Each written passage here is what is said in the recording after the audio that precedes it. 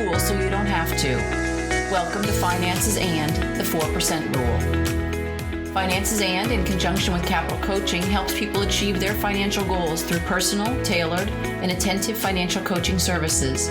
We create successful financial plans by examining your spending and saving habits and then guiding and educating you to personal success. Coaching services include evaluation of your spending plan or budget, building your savings, financing your retirement, examining your insurance needs, and planning for individual goals. Please contact me at capitalcoaching.net to make an appointment for a free consultation. For retirement, how much money should you have? How much can you spend in a month or even in a year? Like most things, people need a general rule of thumb to follow. For example, the 2,000 calories a day, or 8 hours of sleep, or 8 glasses of water. And it helps guide us in how we make choices in our lives. Today, I'm talking about a rule of thumb called the 4% Rule. It's where you withdraw 4% of your retirement money annually to live on, while the rest of your money can still grow in stocks and bonds or whatever it is you are invested in. Planners like the 4% rule because retirees can fairly easily calculate their annual withdrawal rate from their retirement savings by knowing what amount they have in that retirement account and multiplying it by 0.04. An example would be if you had $500,000 saved in retirement and multiply that by 0.04, you're going to end up with $20,000 a year. That means you would have $20,000 a year for your annual income. You can see that if you need more than $20,000 to live, you're going to want to make sure to save more than $500,000.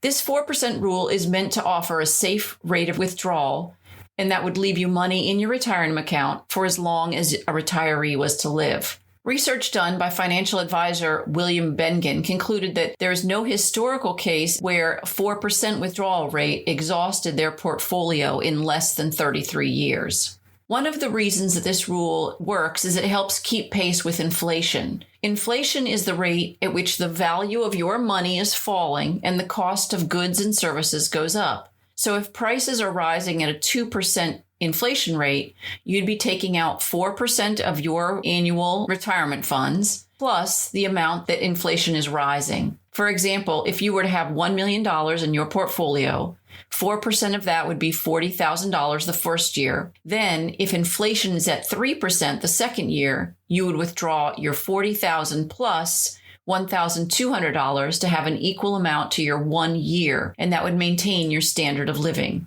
The 4% rule was set up for a portfolio that has a 50-50 split between stocks and bonds. This means that if you have a different split, say 60% bonds and 40% stocks, this won't necessarily work for you. It's really meant for those who expect to withdraw a steady amount, meaning that your spending patterns would need to not change much. If you choose to splurge 1 year, it means that the funds in your principal amount of your retirement goes down quite a bit, and so the amount that you are compounding it by in terms of your interest will be less and affect the plan's sustainability.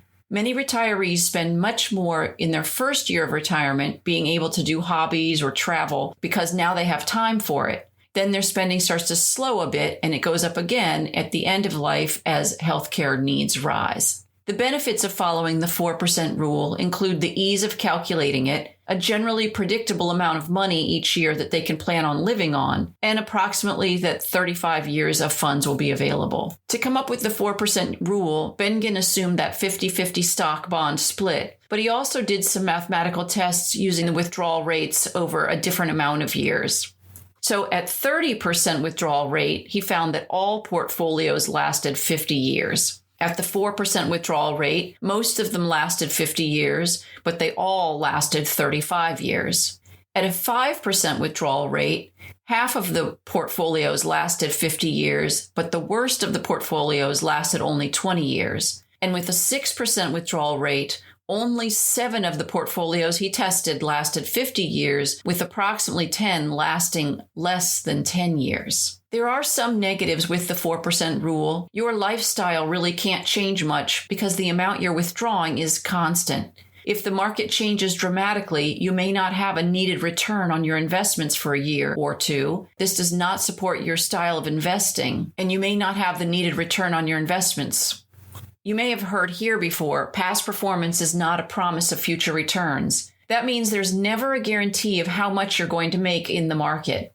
The 4% rule is based on the assumption that if stocks are returning about 10%, bonds are returning about 5%, and inflation stays at 3% annually, that you could continue to live on that 4%, but none of that is promised returns. How long you live also plays a part in this as well. Right now, the Social Security Administration estimates that most people who are 65 years old in 2020 will live for 20 years, which is 10 years less than the 4% rule plans on you would be able to use, which means that 30-year difference would work for you. However, if inflation rises and investments go down, the 4% can deplete your savings at a much higher rate, meaning that you may need to actually withdraw at a lower amount. And if your calculations are already based on a certain withdrawal rate and you don't think you can live below that, that also can be a problem. How do you know how much money you're going to need to save for this to work? Another rule of thumb is to save 25 times what you would like to have annually, and then the 4% rule will generally be sustainable. So if you need $40,000 a year to live, $40,000 times 25 is $1 million. Or if you need that $20,000 a year to live, 20,000 times 25 is 500,000. So you'd need to save that amount to live and make the 4% rule work. Retirees tend to fall into 3 groups. I like these because I like the ease of remembering them: go-go, slow-go, and no-go. Early on, they may go-go and do all the things they've been waiting to do in retirement. Then slow-go comes along as those activities slow down. And then finally, no-go, when your health may limit your activities, but may also increase the spending that you do on your health issues. Each of these stages will need a different amount of money than the 4% may cover. And most people retire as a couple, but at some point one will pass, and then that 4% might be more realistic. You also need to consider that there are required minimum distributions, or RMDs, and these are the amounts you must begin taking out of your retirement accounts, except for Roth IRAs, at age 72, unless you're still working and own less than 5% of that company. The IRS has an IRA required minimum withdrawal worksheet that you can use to calculate the rate for your withdrawal at every year. Of course, using a financial planner will help you set up what is best for your situation. Choosing a fee-only advisor will allow you the peace of mind that they won't try and sell you something just to profit them. I'm not saying that a fee-only might not recommend that you do need something, maybe as an example is insurance, but you'll know that the fee-only advisor is doing it because they believe you need it, not because they're going to make money on that sale. If 4% does not always last, then why is that rule used? Like most things, we like the idea of a rule to help us plan. Consider if you have a mortgage when you retire. Will 4% cover that and your living expenses? How will you decide how much you need in investment? So how do you decide how much money you're going to need when you retire? A certified financial planner is the perfect solution. They'll review all of your finances, your insurance, your investments, your tax implications, any retirement planning and estate planning that you'd like to have made, and they'll make a plan specific to you and your goals. Episode 23 goes into much more detail about how a CFP might help you. Remember, 4% is a rule, but everybody's circumstances are different. So having somebody evaluate what your personal needs are is going to give you the best outcome for you and your family. Thanks for listening to Finances and the 4% Rule. We know you chose to listen and we're grateful. If you've enjoyed this episode, please follow or subscribe for free in your podcast provider like Apple Podcasts, Spotify, even on Amazon Alexa, and share your favorite episode with a friend. Finally, consider leaving a review because it brings financial education to others and it helps people find us more easily.